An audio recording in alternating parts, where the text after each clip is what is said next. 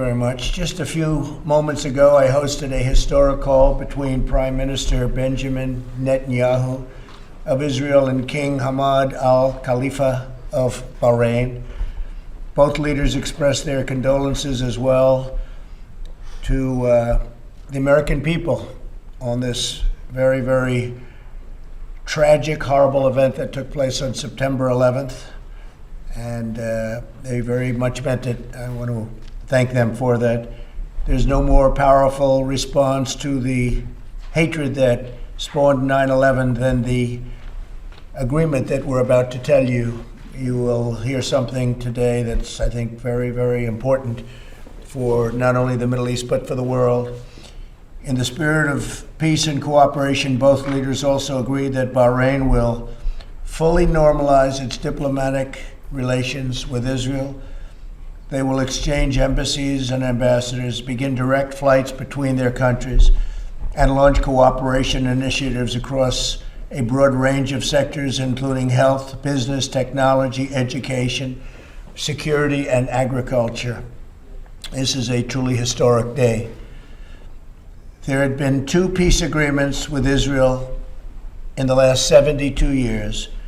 This is now the 2nd peace agreement that we've announced in the last month, and I am very hopeful that there will be more to follow. I can tell you there's tremendous enthusiasm on behalf of other countries to also join, and we think ultimately you'll have most countries join, and you're going to have the Palestinians in a very good position. They want to come in. They're going to want to come in because all of their friends are in. But we have tremendous enthusiasm for coming into the deal. I want to thank the group of very talented people behind me, and you're going to be hearing from them in a second. But it's just a very historic day, a very important day, and so interesting that it's on 9/11. It's such a great time. We didn't know this was going to happen in terms of the timing, but it did happen, and we're very honored by it. When I took office, the Middle East was in a state of absolute chaos. I've restored trust with our regional partners, and together we've eliminated the ISIS caliphate 100%, isolated the radicals who pervert Islam and sow instability. Today, nations across the region and throughout the world are joining together, united in their determination to build a better future, free from the evils which perpetuate terror. And I think you see that. I think you see that happening very, very strongly.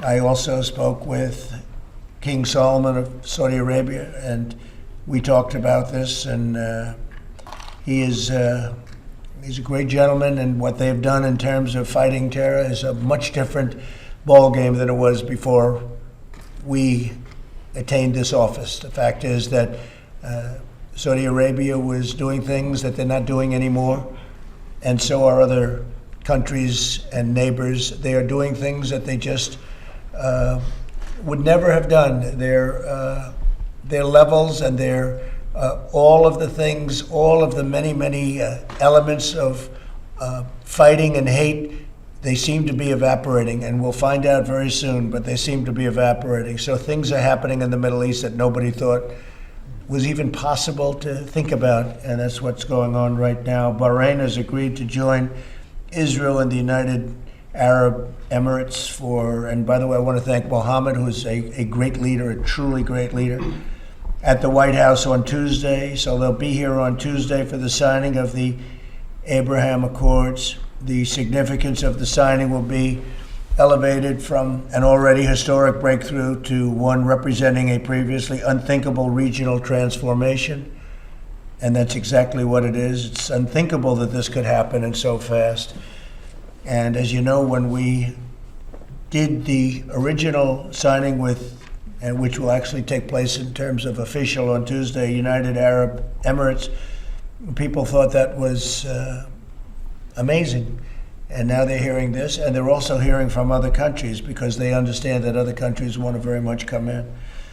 On this occasion, I want to thank the leaders of Israel and Bahrain for their vision and courage to forge this historic agreement. Their leadership is proving that the future can be filled with hope and does not need to be predetermined by conflicts of the past.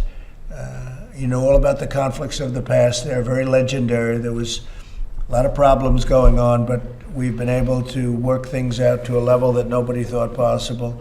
This is really something very special, very, very special. As more countries normalize relations with Israel, which will happen quite quickly, we believe, the region will become more and more stable, secure, and prosperous. In the meantime, we're pulling most of our soldiers out. So we're doing it the opposite way. They were doing it with nothing but fighting and blood all over the place. The sand was loaded up with blood. And now you're going to see that a lot of that sand is going to be loaded up with peace. The United States will continue to stand with the people of the region and work with them and build a brighter and much more hopeful future. So we're very proud of this, and as time goes by, I think you'll see more and more why. I think most of you realize how important it is. Even the New York Times was very generous in their praise of the original deal, and they never thought, I think nobody thought this was going to happen so quickly after the first. But they'll both be here on Tuesday. They're going to be signing. Benjamin Netanyahu will be here. Prime Minister will be here, Israel. And we look forward to that.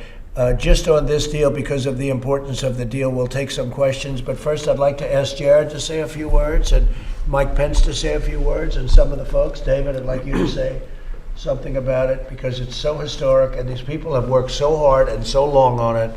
This is really the culmination of a long period of time. Let's put it that way. I don't want to say how long, but it's a long period of time. It's a great thing. Jared, please. Thank you, Mr. President. And first, I want to thank you for your leadership on this issue. Your first foreign trip was to Saudi Arabia, where you outlined a vision for the region.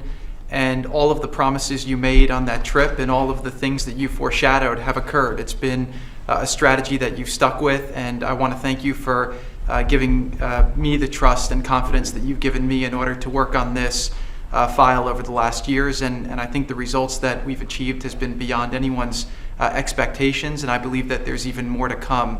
I just returned from the region last week. I was in the Middle East where I took the first commercial flight that's ever flown from Israel to the United Arab Emirates. That flight flew over Saudi Arabian airspace. It was the first time in 72 years that Saudi Arabia has now waived their airspace to allow commercial flights to fly from Israel back and forth. Bahrain then did the same thing. The United Arab Emirates waived a 48-year boycott on Israel, which was an incredible development. And there are now delegations moving throughout the Middle East, figuring out how to bring the people closer together. What President Trump has done here is unthinkable. He's brought people in the Middle East together. There's been these barriers that have existed that have led to so much instability, so much war, so much loss, so much hopelessness. And we're seeing so much hopefulness now coming. And I will say something that I never thought would be the case, which is that on this last trip, the amount of optimism that has happened, that we're experiencing in the Middle East, is truly incredible. So I just want to congratulate you. I want to congratulate the people of Israel. I want to congratulate the people from the Kingdom of Bahrain. I want to thank their tremendous leadership, and I also want to congratulate the people of the Middle East because the first deal that you were able to accomplish was so popular that things are really starting to move in a really strong direction. And this makes America safer. It allows us to bring our troops home, and it allows us to work on bringing prosperity to American communities. So really thank you for your leadership. Thank you. Congratulations on this great success. Great job. Thank you very much, Jared. Mike, please. Mr. President, I can think of no more fitting tribute to the heroes that were forged on this day 19 years ago, and all the heroes that were forged on battlefields ever since, than to see this peace agreement announced today. And Mr. President, you said from early on that we could stand with Israel and we could stand for peace. Your very first foreign trip was to the Arab world to reach out, to create new alliances. You affirmed our support for Israel when you moved the American embassy to Jerusalem. And the strength with which you have approached this has made now this second historic peace agreement possible. And I want to congratulate you and thank you, Mr. President, for your leadership. I also want to thank the people of the Kingdom of Bahrain and the people of Israel for finding a way forward to begin to take one more step toward peace in the Middle East, and to know that in this president and in the American people, they will have an ally with us. The good book says, "Blessed are the peacemakers." And Mr. President, I just want to congratulate you. I want to congratulate Prime Minister Netanyahu and King Hamad of Bahrain on bringing peace between their nations and widening the reach of peace in the world. Congratulations. Thank you very much, Mike. Great. Our wonderful ambassador to Israel, David Friedman, who has been really something. He's been, I put him there, I knew him for a long time. He was one of the most successful lawyers in the country by far. And at least based on his paycheck, I can tell you that. And he's a great lawyer, he's a great talent, and a great deal maker. And I put him there for a reason. I put him there to get it done. I said, just don't be a regular ambassador like so many are. Just get it done. See if you can bring peace to the Middle East. David, please. Thank you, Mr. President, and I will always be indebted to you for giving me that honor. It's one that I hold extremely dear. Well, as you know, Mr. President, people have thought about the Middle East for the past 100 years or more as a place of violence, of hopelessness, of suffering, of war. What we're seeing real time in this room today and last month, we're seeing the paradigm of the Middle East completely change. The world is turning in a very positive way, and it's all because, if I may say, because of the policy that you began in May of 2017 of trusting our allies, of empowering our allies, and in my case, of course, of being the greatest friend that Israel has ever had, of putting people on the job who share those values and convictions. And the fruit is now being born in this incredible peace agreement. Your policy of peace through strength has changed the world profoundly for the better. And I'm, as the ambassador to Israel, I am eternally grateful for the changes that you have made for the U.S.-Israel relationship. Thank you, David. Great job. Thank you. Avi, please. Thank you, Mr. President. Congratulations. He looks young, but he's not as young. And I will tell you, he's very smart. Go ahead. Thank you, Mr. President, and congratulations on just a tremendous, historic, achievement here today. I think I just speak for everybody in this room, all of my colleagues who've worked in your administration, that thanks to your leadership, there's just a tremendous sense of pride to be an American, to work on these issues under your leadership. And I'm just so appreciative to you and so honored to be part of your team. So thank you. Thank you, Avi.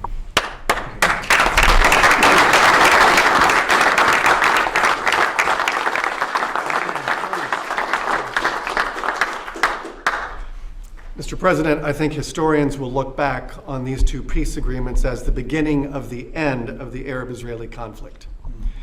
And you talked about the journey to get here. And I remember I heard you pledge when you were in Riyadh and when you were in Israel. You pledged that you would strengthen America's friendships and to build new partnerships in the pursuit of peace. And you kept that promise, and we see that very clearly today. Rather than appeasing America's adversaries in the region, you recruited America's allies. And you focused on shared interests and shared threats. But you also asked them to shoulder their part of the burden and to fulfill their end of the obligation. Nations rallied behind it. And as a consequence, the foundation has now been laid for great things in the coming years. Great. Well said. Thank you very much. Would you have anything to say? Mr. President, on behalf of soldiers, sailors, airmen, and Marines, thank you for your bold leadership and Sheikh Mohammed's bold leadership, Prime Minister Netanyahu's bold leadership, King Hamad's bold leadership, Sheikh Mohammed bin Zayed again. Your bold leadership, what we've tried for the last 100 years, has not worked.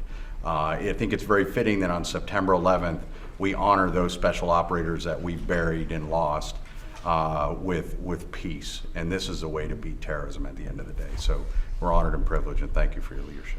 Well, they had a lot of bad thinking, a lot of bad concepts, a lot of things that I never thought were going to work. These were the ones that we were relying on to make the deals, and they wasted 35 years. They wasted many, many years. And they're the ones that have been critical of us, and look what's happening. Now they're all of a sudden saying, I think they made a mistake. They're all saying that about themselves. So I just want to thank this group in particular for staying here and helping us out and doing things that nobody thought could have happened. And under the old concepts of national defense or whatever category you want to put it under, that wasn't working and it was never going to work. And we changed things around very drastically, and then we started to negotiate. And the good news, and I look at David because you know it, you see it, you hear it. The good news is we have many other countries now in the Middle East that want to be in this, and that means peace because they're tired of fighting. You know, they can fight and they're all great fighters and they're warriors, but even great warriors get tired of fighting, and they're tired of fighting. And I can see things positively happening with Iran ultimately. I think that can all work out very well, and I think that so many great things are going to happen. And then we can also discuss the Palestinians. I think the Palestinians are going to end up doing something that's going to be very smart for them. And all their friends are coming into this, and they want to come into it. They want to come into it very badly, and I can see a lot of good things happening with respect to the Palestinians, which would be really wonderful, whether you were on their side or not on the side. People want to see it all brought to an end, and brought to an end quickly. So that's going to be very important. But this is a very historic day. Would anybody else like to say anything? Please, go, please. Mr. President, I just want to thank you and Ambassador O'Brien for giving me the opportunity to serve on the National Security Council staff and be part of something historic and be part of a team.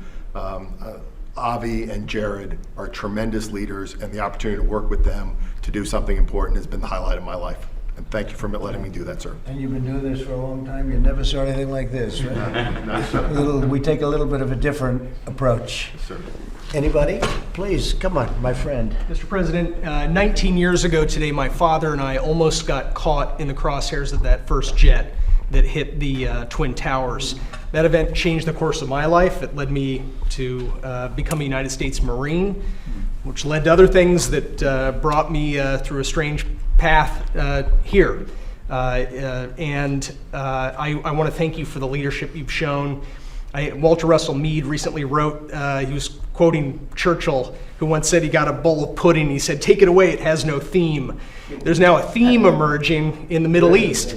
And it is the theme of what is possible from peace through strength, from not appeasing our enemies and holding our allies and friends close. So congratulations, sir. Thank you very much. And this is a very, very big day. Very, very big day. Would you like to say something?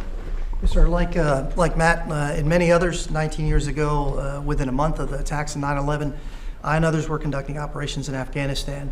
As General Correa pointed out, it's a privilege to be in different historic circumstances today, to be part of a tremendous team with an outstanding leadership. All of it possible, sir, because of your vision, because of your leadership and the relationships of everyone in this room. It's an enormous opportunity. It's something that no one can imagine, but it's an enormous privilege, and I'll always be grateful for it. So congratulations to you, sir, and thank you to you and everyone else here. Well, it is an honor to have worked with all of you. You're really talented people, incredible, and you are willing to be flexible. The word flexible is a very important word because we weren't going by the old standards and norms. We were going by standards that can get things done, but not only get them done in a much better way. And this is just the beginning. A lot of things are happening, and they're happening very quickly. People want to be involved, and they want to be involved. For the first time, I think some of you have told me the first time ever that you've ever seen anything like this, where they're rushing into an agreement. They want to be involved.